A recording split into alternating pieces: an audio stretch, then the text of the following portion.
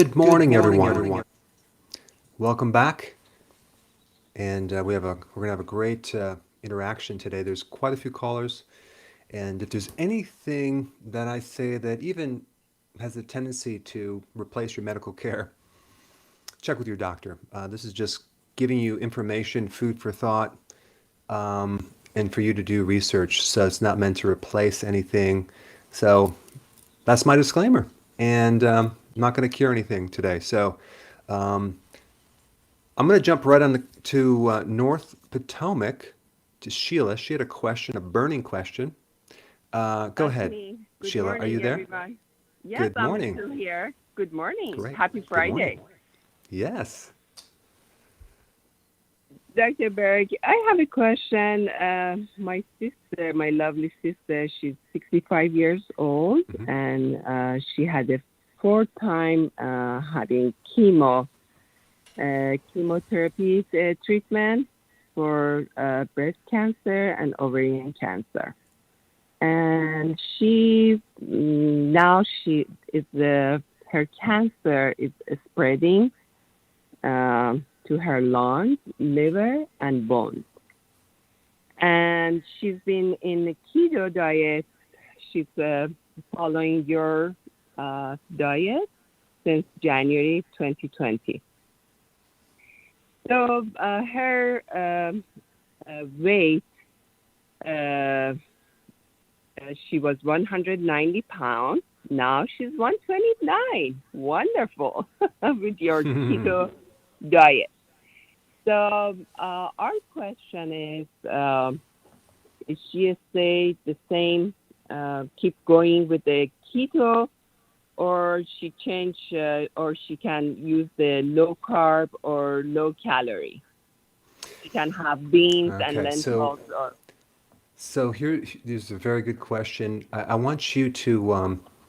There is a kind of a new protocol that I would recommend to support her healthy immune system. I would email me at drberg at drberg.com, attention Dr. Berg, and then just mention what you just said, because it's a different program. It's a different eating plan, and I'm working on making it more public. But right now, I have something that she can start with that I think would help her. What stage cancer is she right now? She's on stage 4. Okay. Yes, email me and I will send you some information that will be helpful. And in the meantime, she needs to do really, good fasting. But the challenge is, of course, she doesn't want to lose too much weight. So definitely one meal a day. And every week, she needs to do a 48-hour fast right now. Just because fasting is just the most powerful thing you can do for your immune system right now. So do that and email us, and I will send you that write-up, okay? Okay, my question is one meal. What kind of food she can have a one meal fasting? Since like if she Well, skip the breakfast or? well, that's what I'm going to send you. Mhm. Exactly what to eat in that meal. Okay, and Yeah. one more question I have because she's right now on Abraxane, the chemotherapy treatment. Yes. And so I just email you. Can you tell me one more time, please? Dr.Berg at drberg.com. And Dr. Berg. Dr. Dr.Berg at Berg drberg.com. at At Dr. drberg.com. Okay. Now, when she does fasting, what's really cool about fasting is that your cells start to be protected. Your normal cells are protected more against the chemotherapy. And the cancer cells are not against the chemotherapy. So it's kind of a selective protection of your normal cells when you fast. Um, yes, so I'll send you that right up. Okay? All right, All right, Doc. good. So let's Maybe go next to caller, yeah. let's go to Sunny from Chicago. Okay, we're bringing Sunny up. Just a moment. Hey, Sunny. Hello. Hi. Hi, Dr. Berg. It's really nice talking to you. And thank you for the valuable information you provide to us and all your crew. Thank you. My question is, my father has peripheral neuropathy due to diabetes. Watching your video, I told him I suggest he takes benfotiamine daily, 600 milligrams. And interestingly, after a month, he actually says he feels much better, considering his doctor told him to take 6 pills of gabapentin, and he was so unhappy with it, so he stopped it. So he started having peripheral neuropathy after stopping it. So he took benfotiamine. After a month, he says he feels better. However, 2 weeks into taking benfotiamine, his B1 level was 1200, and considering the normal range is around 200, I don't know if we should be concerned about the level, or they just continue at 600 daily, and at least for 3 months. Maybe his peripheral neuropathy gets better. Can you guide me and see if we should be worried about the level, or don't worry about it since there's no toxic level of benfotiamine? There's not. I looked at that. There's doesn't seem to be any toxicity related to taking mega doses of B1, and so now I will say, benfotiamine is a fat-soluble B1, and you need high levels to penetrate the nerve tissue to support the nerves, to help heal the nerves. So he's getting better. I think that would be something that I would do. I would take normally. I would recommend taking four capsules spread through the day of benfotiamine. If you want to take it to the next level, add some alpha lipoic acid. Both of those combined are a powerful support for your nerves. Now, it's very important that he also does healthy keto intermittent fasting, because that will bring the sugar down. That's really the root cause of the whole problem, because it's destroying the tiny blood vessels to the nerves. So we want to support that by dropping the sugar down, because the sugar is like sandpaper to the inside of the capillaries and the arteries. And so we have this constant inflammatory thing, and then the nerves die off. So that would be very, very important. And the other thing is that berberine is a really good thing for diabetics as well, to help regulate blood sugars. It's kind of like a natural metformin. You might want to try that as well. Thank you very much. So we shouldn't be concerned about the level. And after, let's say, if he takes everything and his peripheral neuropathy is actually gone, should we reduce the amount of benfotiamine as we go and have it a constant, let's say 160 milligram a day, or we continue it for? Right. I think what happens is you want higher amounts at first to get it under control, and then you can take a smaller amount of a maintenance dosage. But the key, as soon as his blood sugars are more under control, then he's going to be fine. He probably doesn't even need it at that point. But the thing is that there's 4 main tissues. It's not just happening to his feet. It's happening to the eyes, the kidney, the brain, and the heart. So the thing is, the mitochondria, which is the energy factory, uses this glucose, and the more glucose you need, the more B1 you need. And so a high level of glucose is just washing out his B1, so he's very, very deficient in B1. And one of the side effects of a B1 deficiency is neuritis, inflammation of the nerve. So if you can just control that blood sugar and give the person B1, then at least they'll have less side effects, even being a diabetic. Boy, that was fantastic. Hey, Doc, how about we go to do a shout out to everybody around the world?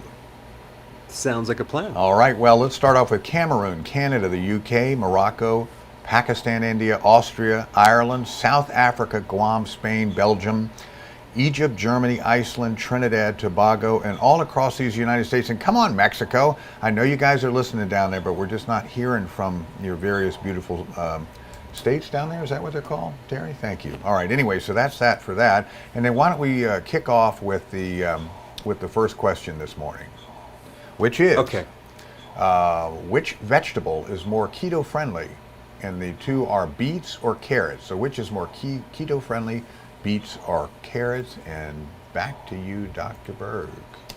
All right. Um, I'm going to go to Rochelle from Chicago.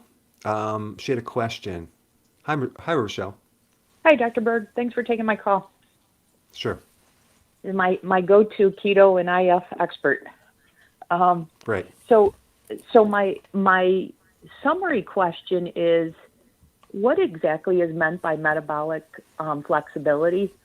And if you would allow me, I wanted to explain a little bit as to why I'm asking, Mm-hmm. but I'll be brief. So overall, I would have thought that I'm more flexible. And so this leads me to a question to say, is there such a thing as being too insulin sensitive? So I adopted a keto lifestyle in 2014. But at that time I was on and off. But then since the beginning of 2018, I found you, and I have fully committed to a keto lifestyle. So I've had no non-keto friendly foods since the beginning of 2018 and follow your program. And the reason I adopted this was for the health benefits, although I don't have any health conditions, but also to stop yo-yoing with my weight, because I had a history of yo-yo dieting. But even though I've adopted this, I will go through cycles of having too many keto carbs and probably not enough intermittent fasting, so incorporating some snacking in there. Mm-hmm. So I'm super strict for periods of time, and then I'll slack off a bit with, like I said, probably having too many keto carbs, probably as a result of snacking. Mm-hmm. But what happens is I've got the same weight effect as if I was eating non-keto foods. And so that's what leads me to my overall question, which is there such a thing as being too insulin sensitive and maybe not metabolically flexible? And I should say that last summer I had my HOMA IR tested, and it was 0.53. So I know from that standpoint that's that's very good. Yeah. So That's I'm just curious to know why, even though I'm not eating non-keto foods, that just if I go up a little too high with the keto foods, with the carbs, and not doing as much intermittent fasting, I get the same weight effect as if my old lifestyle of yo-yo dieting. And let me just add one other thing, is that I have averaged a 14-day water fast every quarter since the beginning of 2018. So it is very easy for me to fast, and yet I'm not getting the weight benefits that I would have expected with, the stopping of the yo-yoing with weight that I would have expected by adopting this lifestyle. Wow, that's a really good question. Are you still needing to lose weight, or are you just trying to maintain weight? Well, last summer I got to the point where I was just at maintenance mode. And then what happened is I had a fourth orthopedic surgery in October, and that's taken its toll. And because I wasn't able to be mobile, and then, there's a little bit of depression, let's say, with that. And now I'm trying to work out the consequences of that. So I'm back into needing to lose about 25 pounds. And I'm on the 5th day of a water fast. Okay. What part of your body did you have surgery? I have had 4 surgeries on my left leg in the last 18 months. Okay. So I've had hip, knee surgeries. Okay.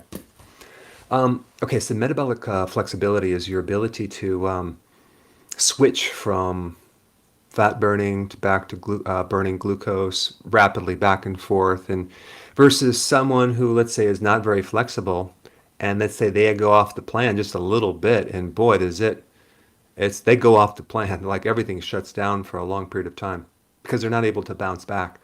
Like, let's say someone who's 18 years old and fit, the optimum, like the time of your life where you're the most fit, supposedly, and the body can then recover a lot better. So it's really kind of a recovery mechanism.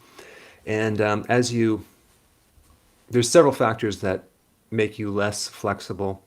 Years of dieting, years of carb, chronic stress, accumulation of surgeries, menopause, age, a lot of things can slow you down.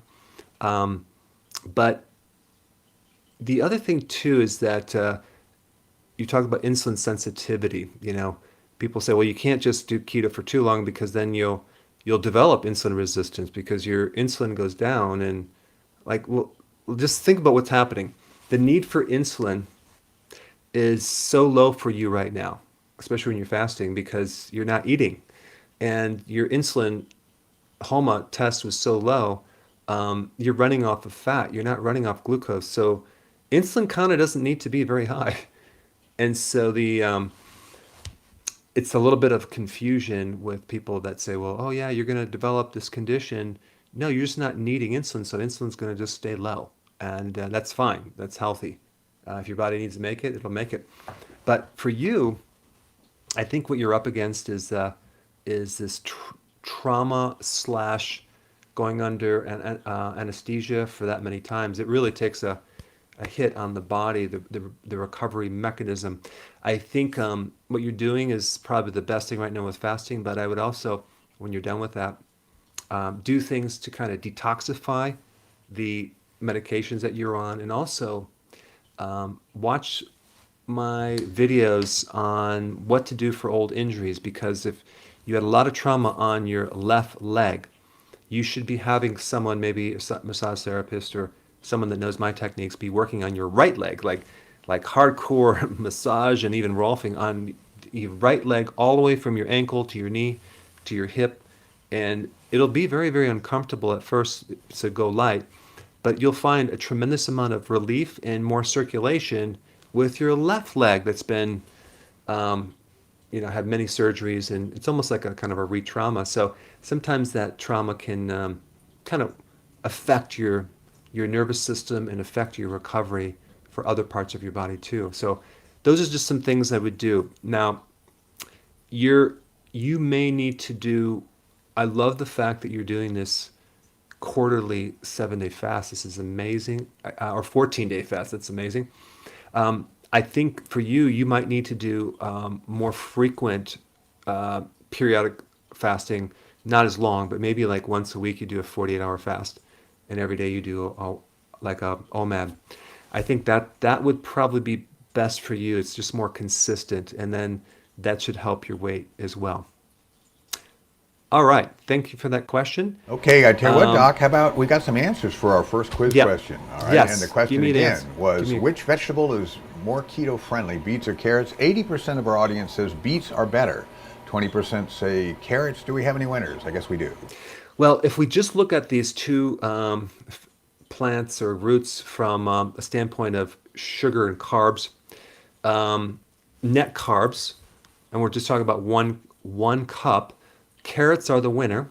Carrots per cup are 8.4 grams of carbs, and beet is 9.2 grams. So it's slightly better with that. But the sugars for the carrots are 6 grams, and the sugar for the beets are 9. So it's a little more carbs. Now, can you have beets and carrots when you're on keto? Yes, you can. You just have to count them and realize that they can add up real quick. And so you can have a little bit. Just make sure they fall within your window. And I always tend to answer the next couple questions as I'm answering the first question. So I'm just going to zip it, and well, Doc, we'll go on to the next question shortly. Here's a question. Can you explain to us what net carbs mean? What's that about? Okay, you take the total carbs on the back of the label. Let's see if I have anything here. Take the total carbs.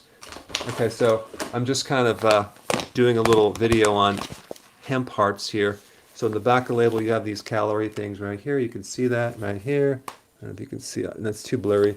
So you just look at the total carbs, and it says, it's like, what is this fine print here? It says 1 carb per serving size. Okay, this is 1 carb, and the fiber is 1 carb. So that means this has 0 net carbs. So you just deduct the fiber. Um, Zero net carbs. But here's the Fabulous. thing. Serving is only 3 tablespoons. This is 23 servings. So the point is that you just minus the fiber and you get the net carbs, because even though fiber is a carbohydrate, it is not digested by your body. It's digested by the microbes. So it's kind of cool that you can eat this thing, and another thing in your body actually will digest it, and maybe it gets fat, but you don't. Fantastic. Well, I tell you what, we better go to social media before they mutiny. They're waiting for your answers. Let's start at Facebook. And Emma says she's been having headaches for 2 years on OMAD. Why on earth is that happening to Emma? There's a whole list of things of why you might get headaches. The number one is that you might be consuming the wrong type of keto. Like you might be doing too many omega-6 fatty acids, and that can actually aggravate the gallbladder. And it also could be that you just don't have enough bile, and then the gallbladder backs up, and that can cause headaches, especially on the right side. Especially anything on the right side, headaches, think gallbladder or the bile ducts. So I'm not saying you have a gallstone. It could be just sludge that you need some bile salts on an empty stomach to kind of keep that flow going, because if it's blocked up, it backs up into the liver. It might swell up. It pinches that nerve, the phrenic nerve. It goes right up to the neck up through here. And also in Chinese medicine, you have the gallbladder meridian that goes right through this side of your face as well. The next thing is low salt. A lot of people are not having enough salt. 1 to 1.5 teaspoons of salt. If you exercise and sweat, you need even more than that. And that actually will make you feel better. It might make you feel more energy, less weak if you have enough salt. Now, okay, what else will cause a headache? You're eating something in the foods that might have high amounts of lectins. I've done a video on that. So, or it could be oxalates, which are, I've done a video on that too. So, spinach, almonds, high in oxalates, it can create kidney stones or even arthritic type feelings on those people that are sensitive. Um, and then I give people a lot of different remedies they can do. And then last thing, which is, you're not going to find this anywhere on the internet. And this is something I just found just being in practice. You get a chance to discover things.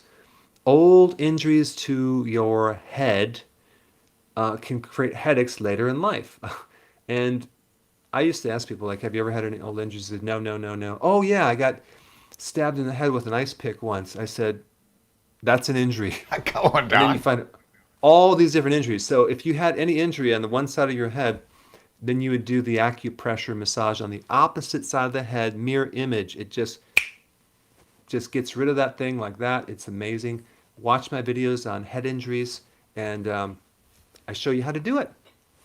All right, let's I mean, go. I just, Steve, I just want to say one thing. I had this lady Absolutely. come in, and she had serious, serious, serious sleeping problems to the point of like, it was bad. And it all started after she was 13, after a box fell on her head. Well, I started working on her skull, because there's, you can work on the skull. And what happened is I said, go look in the mirror right now. She went in the bathroom, and she just looked younger. She looked like at peace and calm. She started sleeping like a baby ever since. I mean, it was just that simple. So head injuries, it's neglected. They get neglected sometimes. All right, Steve, go ahead. Give me some more questions. All right, here we go. First of all, Laura from Mexico chimed in. So yes, in fact, we got a lot of listeners in Finally, Mexico. I know. finally. And so Laura, we tip our hat to you in beautiful Mexico. Then back over to YouTube with Tanya. I can't eat cruciferous vegetables. What do I do? And I'm trying to start keto right away, but she has issues with cruciferous vegetables. She named a couple of problems. Not a problem. Not a problem. I have a problem with broccoli. I wish I could eat it. I can't. It just tears me up. So just do leafy greens. Do bell peppers. Do other vegetables. You don't have to do cruciferous. So if you want the benefit of cruciferous, you could probably do sprouts. You won't cruciferous sprouts, and you won't react to that. For some reason, it's like those are easy to digest. But do leafy greens. I like doing salads with just regular lettuce. Yeah, just experiment with other types of vegetables. Not a problem. You can do celery. There's many other vegetables. Wonderful. Thanks for that, Tanya. How about our next quiz question to keep up? And I'm Yep. going to put it up for us, and it is, why do men, yay, lose weight faster than women? Sorry, ladies, why do we lose weight faster than women? Yes, that's correct. All right. So it looks like we're going to go to Jay from Council Bluff. Had a question. Jay, go ahead. Hey, good morning, Dr. Berg. How are you doing? Good morning. Thanks. I appreciate you taking the call. I guess you hit on the topic quite a few times already, but I recently got your books and I started ordering some of your supplements, and I haven't received them just yet, so I'm waiting to start the healthy keto. But watching all your videos and reading your books, it's just a lot of great information all at once, so it's almost like just drinking out of a fire hose. So Yeah. I just wanted to, talk to you myself and just see what the best way for a type 2 diabetic taking insulin every day is to start on healthy keto. Wow. You're in for a treat because out of all the types of conditions that keto can really help support, you have one that I think can dramatically turn things around for you. The fact that you're on insulin means that you probably have insulin resistance really, really bad, and to the point where it's adapted. So your body's failed to adapt to the insulin receptor. So now the pancreas is like tired, and it's not putting out enough insulin. So now your blood sugars are going higher, and so now you have to take insulin. So what we want to do, the whole goal is to give your islets of Langerhans, that's those little beta cells in your pancreas, a chance to breathe and relax and recover and heal. So we want to decrease the need for them working so hard. So you want to just drop your carbs, just drop those carbs. That's the most important thing. And now they're going to go, oh, thank you. And so now the need for insulin, the need for you taking insulin, the need for you taking other medications starts going down. Now you have less side effects right off the bat. That's going to be very, very helpful. I think that people are always concerned about regulating their blood sugars. Okay, that's important, but also the amount of insulin someone takes is just as toxic to your body. So having too much blood glucose and too much insulin. So all you're going to do with this diet is you're going to decrease the demand for that current medication to the point where I think over time you could probably even, with the help of your doctor, be off the medication. I've just completed a massive survey. I reached out to people and I asked them some questions, and I appreciate if you're watching and you filled the survey. I'll tell you the results very soon, but because we're tabulating, we had over 9,000 responses.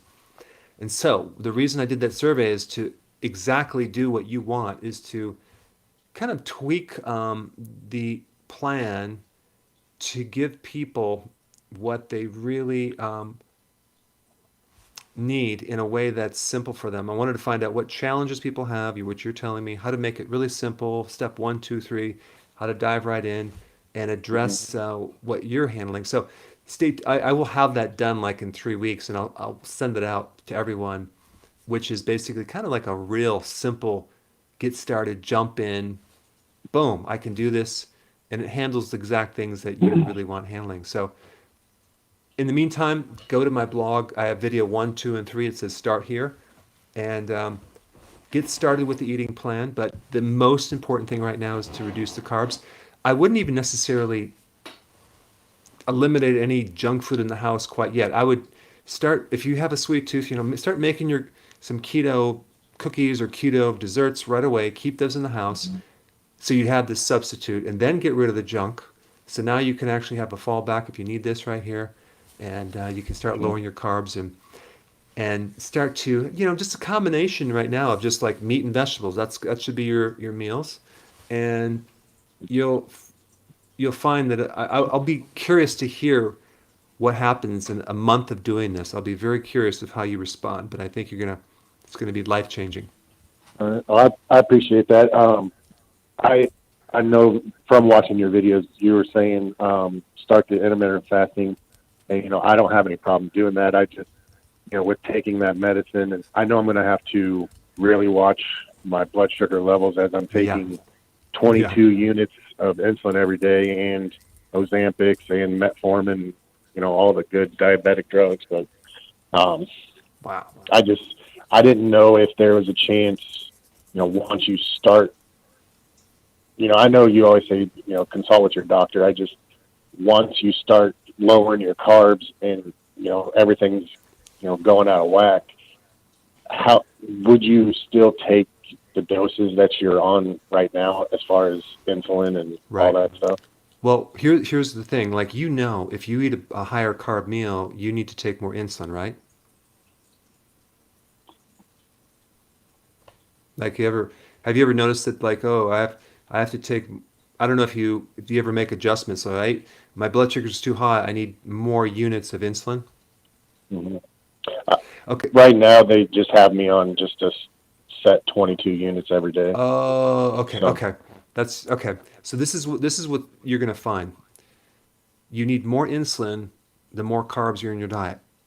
When you need less insulin, when you have less carbs, the less insulin you're going to need. So all you have to do is check your blood sugars a couple times a day, and if your blood sugar starts coming down close to normal, okay, you better check with your doctor or just not take the medication because you never want to take those blood sugar lowering medications with normal or low blood sugar. That's when you have danger.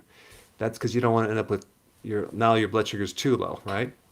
So, I mean, I had one person say, "Well, I need to take my medication regardless of my blood sugars." I'm like, "What's the purpose of the blood sugar medication?" They go, "I don't know." I said, "It's to lower your blood glucose. So why would you want to lower it too far? It's common sense." So, um, it could now. Here's the question: how long is it going to take? Could take. It could be immediate. I mean, it could be within a day.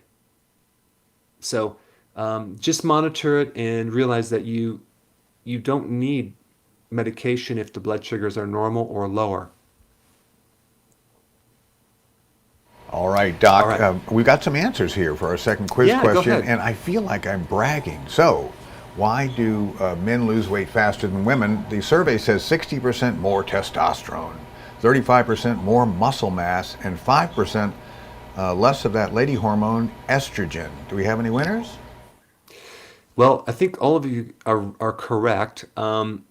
It's really about the right ratios of estrogen to testosterone. But estrogen is a fat-making hormone. It tends to, if it's too high, you can actually make fat. In fact, your fat cells make estrogen. So a lot of men who are overweight are generating a tremendous amount of estrogen. They may develop man boobs, things like that. Really, really, also their skin is very, very, they lose their hair, becomes more soft, and their voice starts going a little bit higher. But here's the thing. Women have 9 times the amount of estrogen than men, 9 times more. Okay, and they have 16 times less testosterone. They still need both the hormones, but the ratios are a lot different, and that's what they're up against. So if you're female and you're struggling, it's really has to do with that estrogen, and that's why when you go through pregnancy, you'll gain weight. If you're on birth control pills. So, given that, if you're estrogen dominant, one thing you could do is take, cruciferous, work on your liver to help regulate estrogen, avoid soy products, and that should help you because you want the balance there. But they have to work harder to achieve their weight loss goals. Doc, I think All we right. better go to our next quiz question. We're kind of running out of time, and there's some exciting questions. So, can using a microwave make your food radioactive? That was certainly a scary thing when they first came out in the 60s. Yes, I'm that old. When I was a kid, I thought, my mom said don't use it, you'll die. So we wonder what the truth is on that, Doc. And let's see, Okay. how about do we have time for some social media questions? Yeah, we do. All We right, do. absolutely. Let's go back to Facebook. Jacqueline, I do not have a gallbladder. How can I break down fats better? You can actually get them. You can order them online now, and you replace them. They come in different No, I'm just kidding. Um, if you don't have a gallbladder, that means that you're not able to store and concentrate the bile effectively. So you are going to be somewhat deficient the majority of the time. It might not show up right away, but it can show up in subtle ways, like driving at night and you can't quite see in the dark that well and it's raining and you're like, oh my gosh. So that's vitamin A deficiency or sinus issues, things like that. So you can get some purified bile salts. You can get gallbladder formula. And what happens is it will start to replace the bile that you're missing, and you take it with meals, and you'll start to digest better. A good indication to know that you're deficient in bile is if your stool floats and it starts to becoming lighter colored. That's the bile deficiency.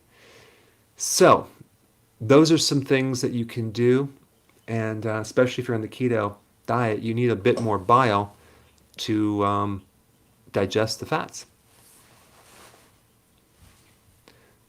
All All right. right, so Let's see, do you have Doctor. another question? I think so. I better do that. Let's see. Eleanor, IF causing constipation. Are there any tips for Eleanor? She's asking this from Facebook. I think when you do intermittent fasting, I'm not always convinced it's coming from that. It could be coming from a change in what you eat. The microbes sometimes are deficient, and when you start having too many vegetables, that can overwhelm them, and you can get constipated. Constipation can come from too much or too little vegetables. What you might want to do as you transition into this fasting is take some MCT oil. That kind of loosens up the the bowels, and that should help you greatly. And the interesting thing, and this is something new that I just learned recently, very recently, because I've had some false information about it. So I want to share that with you right now. When you eat foods, well, insulin is increased when you eat carbs, but also if you eat foods, right? And I used to say that to everyone, no matter what you eat, you can raise insulin regardless of if it's a fat, protein, or carb. Well, that's not 100% true, because if you consume pure fat like butter, coconut butter, olive oil, MCT oil, you're not going to stimulate insulin regardless of, I mean, if you have like somewhat of a substantial amount, it's not going to increase insulin. Now, you're going to generate ketones and you may burn that instead of your own fat fuel, but you won't increase insulin. And that is something new that I've recently found out with some research that I was like quite amazed. So this means that let's say you really want to help support this insulin. You don't want to raise that thing anymore, and you're fasting, and you're trying to fast longer, but it's not easy because you feel kind of dizzy and you want some quick energy. You can definitely do the MCT oil, but you can also do other fats too. You can take a teaspoon of coconut oil, and what'll happen is you won't drop in ketones and you won't raise insulin. So it's something that you can do. And one of the things that you may even want to try, you can get a tallow little capsules. You can get beef fat in capsules, organic, of course, wild caught. Now, why would I ever recommend eating fat in a pill? Well, because it's easier to get down, and also it can give you vitamin E, vitamin D, and some other cool benefits, and make you feel satisfied. If you're trying to get through a period of time with fasting and you need a little help, versus the MCT oil, which can tend to give you some digestive issues, diarrhea, things like that. Just a side note there. All right, Doc, let's get some answers to, can a microwave oven make your food radioactive? And 75% of our audience says no. 25% says yes. A scary question. What's up with that? So, when you come across like a nuclear reactor that's been leaked, like Chernobyl, and all of a sudden now you have this you have this radioactive material in the area, or you maybe consume uranium-238 somehow, and now you're radioactive, or they give you radioactive iodine, and now your body becomes radioactive. This does not happen with microwaves. The microwave um, is a spectrum that gives off uh, radiation, but there's two types of radiation. One is ionized radiation, the other is non-ionized radiation. So microwaves are non-ionized, and so really the difference is that um, they do create some vibration in your bonds of molecules, and that creates heat. But it's not like X-rays where it's actually creating destruction, a massive destruction of the atoms with the electrons at the very bottom level of matter. So, what happens with microwaves is that they're heating things up um, with different waveforms. Now, the danger of microwaves is what you cook it in. If you're cooking it in plastics, for example, very bad. You want to use ceramic or porcelain or glass, but not plastic when you're heating things up. And I will say that microwaves are going to also lower your nutrient content as well, but they're not going to make the food radioactive. But here's the thing. I took my EMF recorder that measures electromagnetic frequency as well as radio frequencies, and I noticed that I don't use the microwave very much, but we have one. But when you turn that microwave on, I would not be anywhere near that microwave because I noticed it comes out 15 feet. And the problem is if that microwave hits your lens of the eye, it can cook the lens of the eye and create damage with your vision. So that's the big damage of microwaves is do not look inside the microwave oven ever. Stay away from it, turn your head, and be to the left or right of it when it's on, for your eyes' sake. Steve. Oh, good grief, Doc. I do that all the time to watch stuff bubble. Oh, well, I'll stop that. Anyway, I think we better introduce our next question. Then we should go to Sharmila from Charlotte. So the next question is, what causes your body to crave snacks when you're stressed? And I've experienced that before. And while they're tabulating that, why don't we go to Sharmila from Charlotte, North Carolina. Sounds good. Sharmila, go ahead. Hello, Dr. Berg. Hello. Hello, Dr. Berg. So thank you Hi. for taking my call. Sure. I've been on the keto diet for a month. This was through my insurance company. They wanted me to go on this diet so I can reverse my diabetes. And Wow. I'm doing it. Yes, I'm doing it through Verda Health. And, Yes, okay. one of the things that we were required to do is have 2 cups of broth per day. And I told them right off the bat that, I suffer from tinnitus, and I'm afraid that the sodium is going to affect my ringing. And they said, well, give it a try. And sure enough, my ringing got worse. So they cut it down to just 1 cup a day. Even that was not helping. So finally, I just completely stopped the sodium broth. And, the tinnitus got a little bit better, but it's still not back to normal where I could ignore it. It's still loud enough where it's uncomfortable. One other thing I've done on this diet is I am drinking a lot of water. Previous to this, I used to drink about 40, 50 fluid ounces. Now I'm drinking anywhere from 70 to 80. And so my question is it low electrolytes that's exacerbating my tinnitus symptoms? Is it low vitamin D? Because that was one of the answers I got from the quiz I took on your link. So I just want to pinpoint what it is so I can address it. Is it bioflavonoids? Just all these Right. questions as to what So exactly it could be. there's a lot of different remedies for tinnitus. I think with you gave me a good clue because when you have too much sodium and it gets worse, and then you reduce the sodium, but you need a certain amount of sodium, and you might be sodium sensitive. So here's the way to solve that. The best way to solve that is to increase the potassium.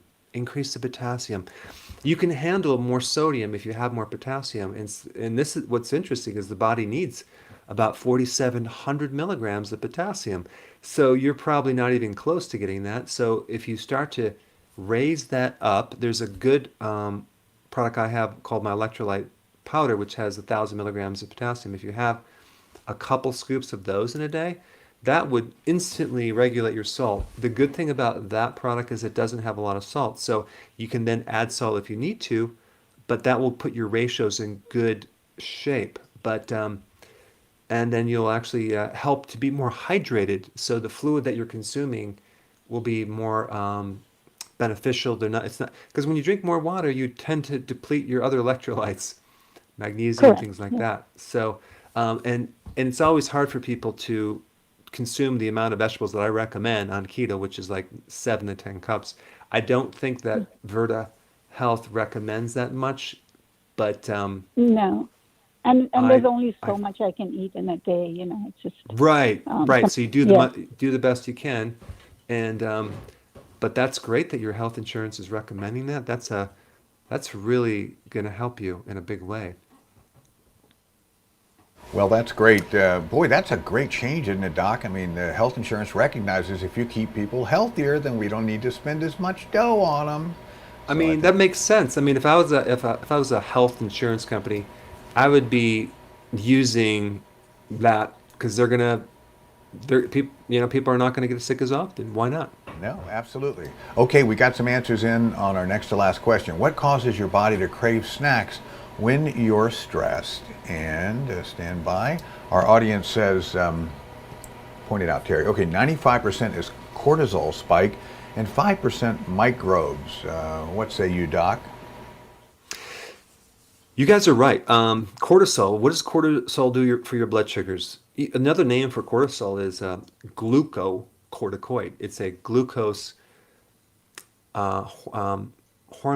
And what happens when you go through stress is you raise cortisol, and cortisol actually targets, it actually raises glucose in your blood. So when you have low blood sugar, cortisol comes in there and it raises it.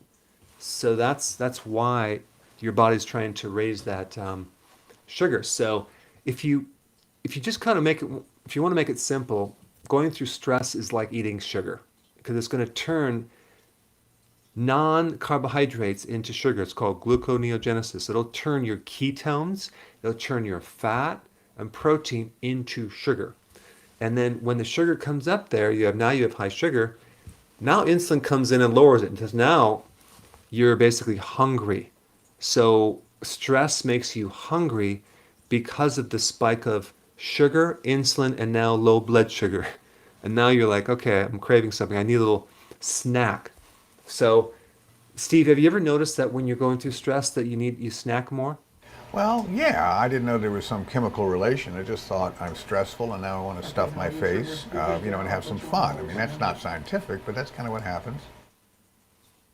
Yeah, and so the body will. So this is the problem with people want to know how do I stop snacking? Well, you have to reduce your stress. What's the best way to reduce stress?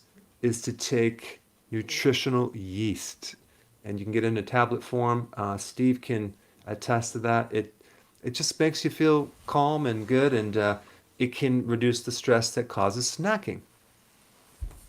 Yeah, it really does, Doc. I just showed it off to the camera here, and I just really love that. I feel better on it. To call me addicted to it, maybe so, but that's only a good man's fault, right? There's no shoe drop that comes as a part of eating that healthy stuff. So I love nutritional yeast, and yes, it keeps me mellow. By the way, Terry and I are interested in a question, as was Chris, who asked it. Will carbonated beverages reduce the body's calcium level? And Chris is asking from Facebook.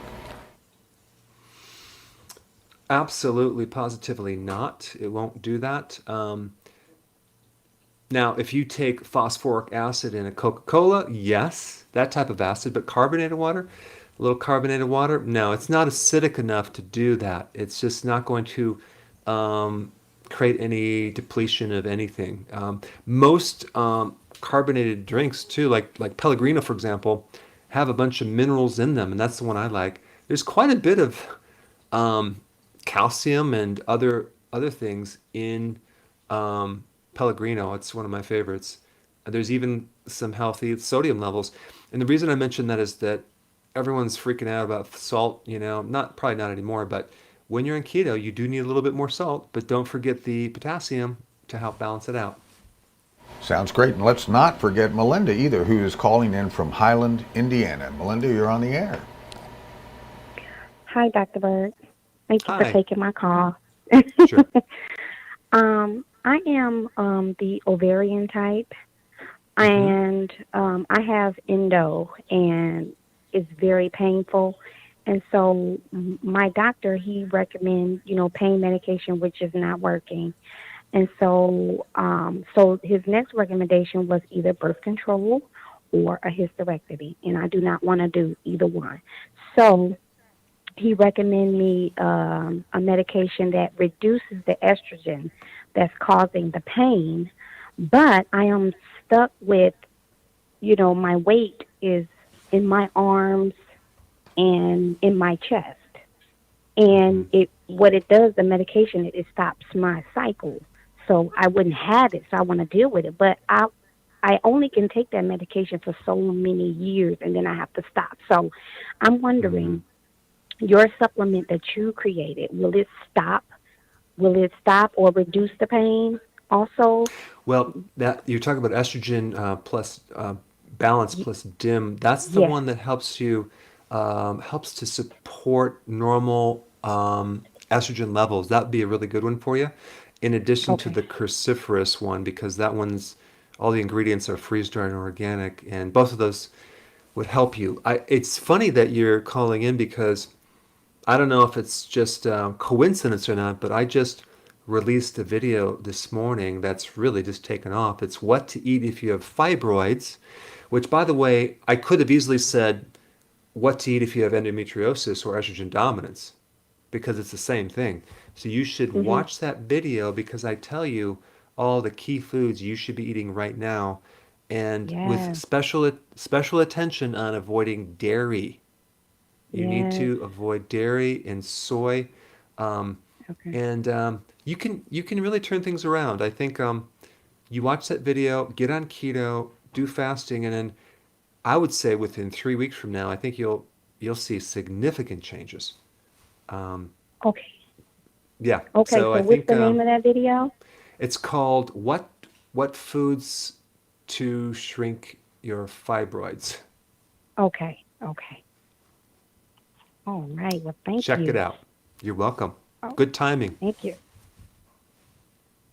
All right, Dr. Berg, let's wrap up with our final question. Which berry, I'm interested in this, is the most keto-friendly? Which one will serve us the best if we're trying to stay into ketosis?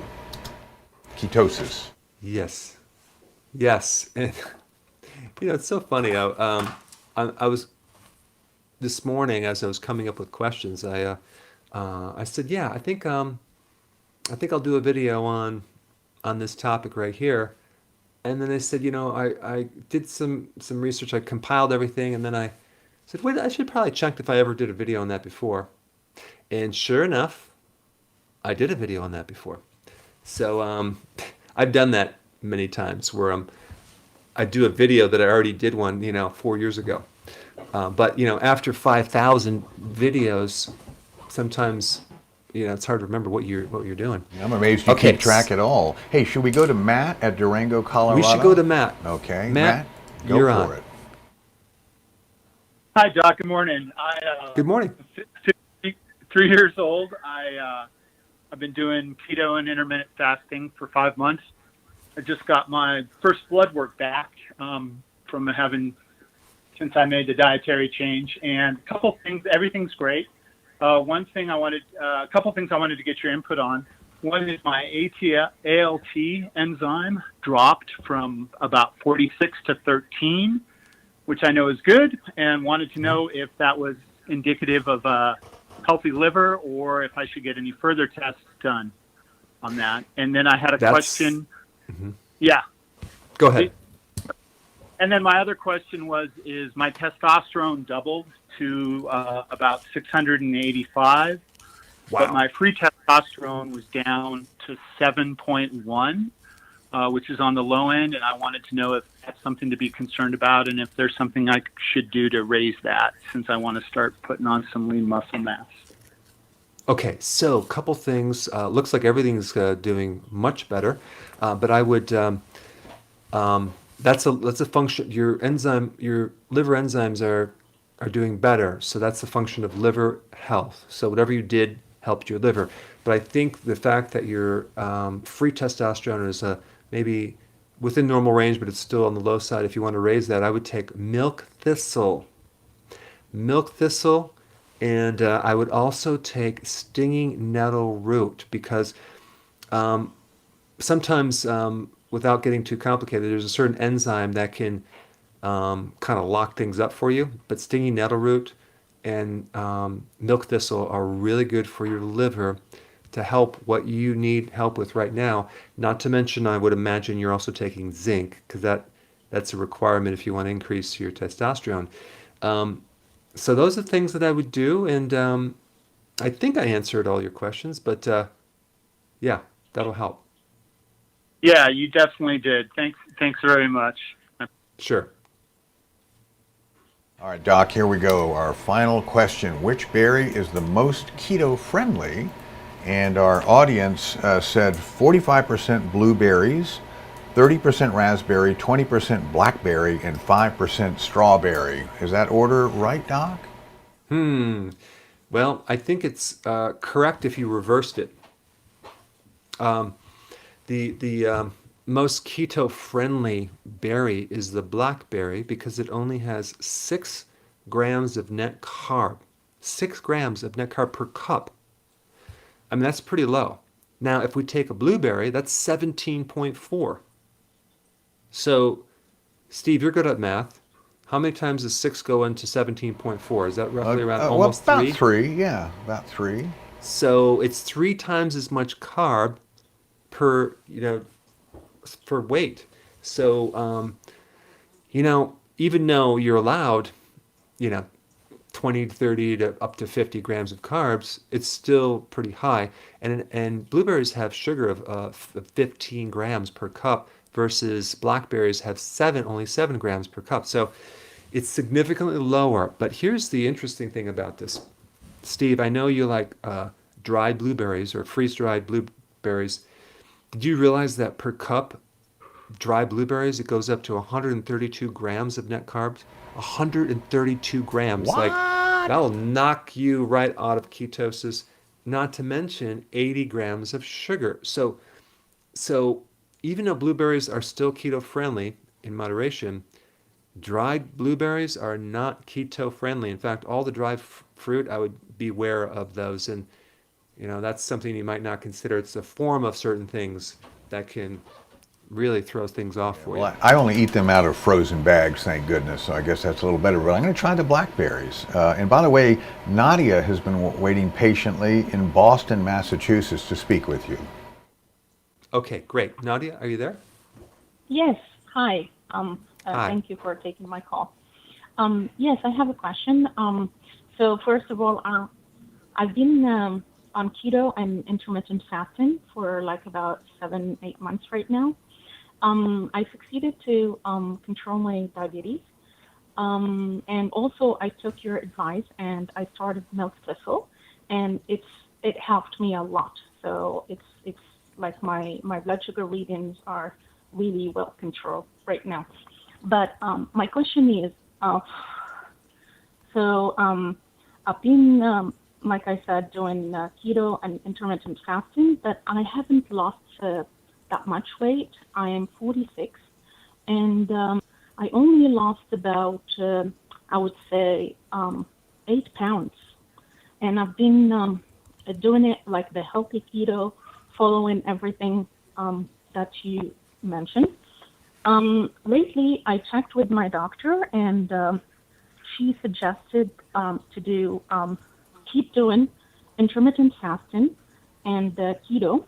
But she suggested that during the week before my menstruation to stop the keto, stop the intermittent fasting, and doing the keto cycling, what is called, and introducing some citrus fruits and some other vegetables like sweet potato and some lentils, just to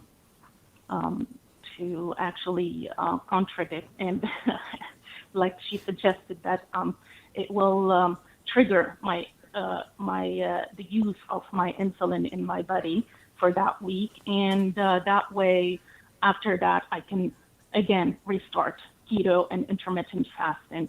And I want to get your input on this. Well, it definitely will increase insulin for sure, but it's not going to help your weight. There's this idea that you have to reset or reboot. It makes no sense. By increasing insulin, it's not going to then make insulin go down more. You'll just become more resistant. I don't think that's the best advice in the world to do that. I think if you, how long have you been doing keto for? About 8 months now. 8 months? Okay. So that tells me if you only lost like 8 pounds, it tells me that you're going to have to apply the opposite of that, which is a little bit lower carbs, but then more fasting, more fasting. There's a great new video. It's called Keto on Steroids Updated. I just released it probably a couple weeks ago. But in that, it's a little strict, but it allows you to do longer fasting. But because what we have to do is we have to bust through some of the set point that you're stuck at, and what's behind that is insulin resistance. So we have to really put your body in a state where there's no insulin being stimulated so much, so you can actually then reboot and recover while you're fasting, and then your metabolism will start increasing over time. Because you're not wearing this thing out. It's kind of like if you see a runner and you keep pushing him and he gets tired, would it help to get him to run more? No, you have him take a rest. Have him, don't run for a while. So we want to keep that pancreas just chilled out. So we want to go longer fast, definitely 1 meal a day, and then maybe on the weekends do 48-hour fasting. I show people how to do that. That probably will help you the most and bring your weight down a lot more. So that's what I would do. Well, that's great. Listen, Doc, you have been very busy as usual on the video front, and we want to tease the audience about the great things coming up. So here's the videos you can expect from Doc in the coming week, perhaps. The absolute best way to keep motivated. Boy, do I need that. 13 reasons why your metabolism is slow. We've gone over this, but he's going to go into some length, the microwave versus the radiation thing, so he'll go into depth about that. How to get rid of your addiction. I'm sorry, I meant cravings, says Dr. Berg. And then lastly, why your body demands a snack when you are stressed. And we talked about that a little bit, but let's really get into depth in that, maybe help us all keep away from the snack jar. So, Doc, I think on that note... Yeah, and I tend to... give a lot of the punchlines in this show for the following week, so you guys are one step ahead of the game. Thanks for listening. Stay tuned next week. Have a wonderful weekend, and we'll see you later. See you in my videos coming up.